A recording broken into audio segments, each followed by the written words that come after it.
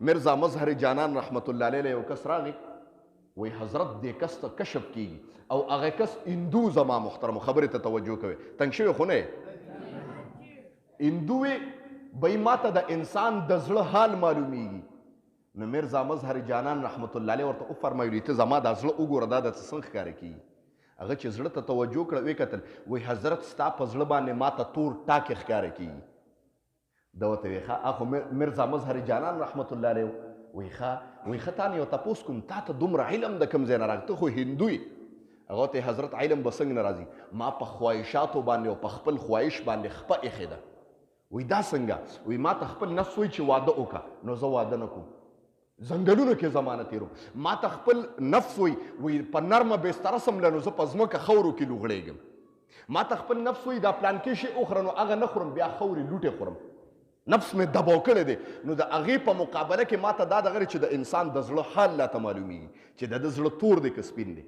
هغه وی ښه وی دا خو ته دروغجن مرزا مظهر جانان رحمت الله وی څنګه دروغجن وی تا ته نفس دا خبره کوي چې کلمه ووایه که نه وی او راته وی نو ته کلمه ولې نه وې یا خو ته دروغجن یې او یا چې کوم دی نو کلمه ووایه هغه وی ښه وی دا خبره هم صحیح ده ما ته خو نفس وی کلمه مه وایه خو د نفس مخالفت کوم کلمه وی الله تبارک وتعالی مسلمان که زما محترم اوس کمال ته ګورئ جي کمال ته ګورئ بیا ورته مرزا مظهر جانان رحمت الله علیه اوس زما زړه ته توجه که څنګه درته ښکاره کېږي وی چې زړه ته یې توجه کړه وی حضرت ستا زړه خو راته د شیشې نه پاک ښکاره کېږي نو مرزا مظهر جانان رحمت الله علیه ورته وفرمایل وی صحیح خبره کې د دې نه مخکې چې تا زما زړه ته وکتل زما زړه شیشه وه نو تا ته پکې خپل زړه ښکاره شي چې په هغې باندې تور داغ و خو چې کله تا کلمه ووي نو زما ستا زړه داسې پاک شي څنګه چې الله زما زړه پاک کړی دی زما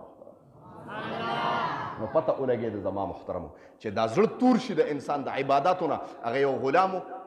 ډېر الله والو مونځونه به یې کول 5 وخته او ډېر ټایم به یې لګو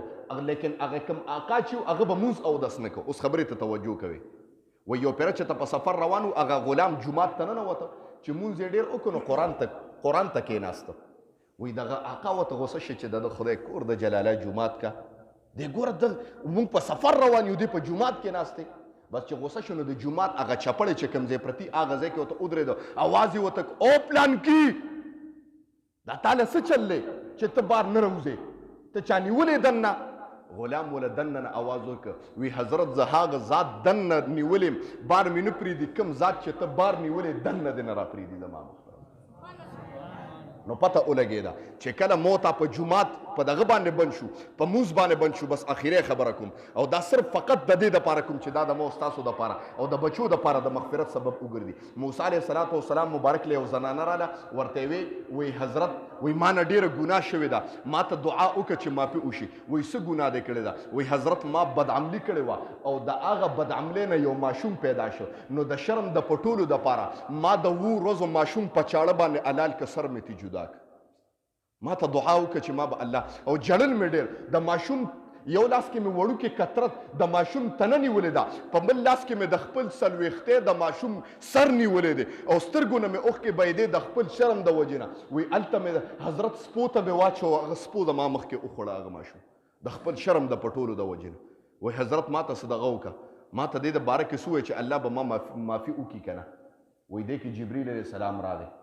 او ورته یې ورته ووایه چې دا ګناه عظیمه ده که نه وایي جبریل علیه السلام ورته چې د دې نه هم عظیمه ګناه په مخ ته ځمکه شته وایي موسی علیه السلام حیران دی چې الله ما ته د دې نه په مخ ته ځمکه عظیمه ګناه نه ښکاري وایي رب فرمایلي دي چې د دې نه عظیمه ګناه هله چې یو مسلمان باندې د مونځ وخت راشي او دې مونځ نه کوي د دې نه عظیمه ګناه ده زما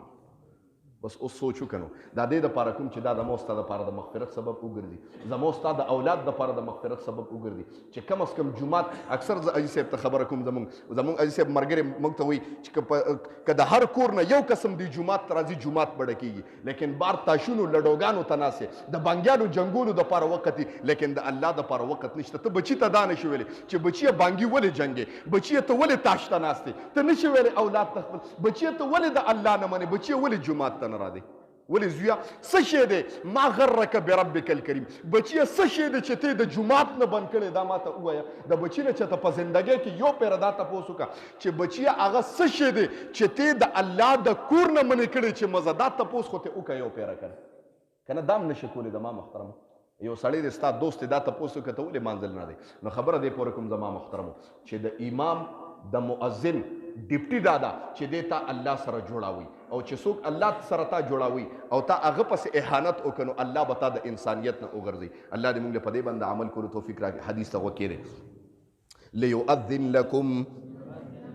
ټول الفاظ ټیټ وایه ښه چې اسمان ته رسیږي انشاءالله. لیؤذن لکم د پاره دی چې اذان وکړي پتاسو کې خیارکم بهترین خلق پتاسو کې ولیؤمکم او امامتیو کې تاسو ته قراءکم قاریان پتاسو کې. واخر دعوانا الحمدلله.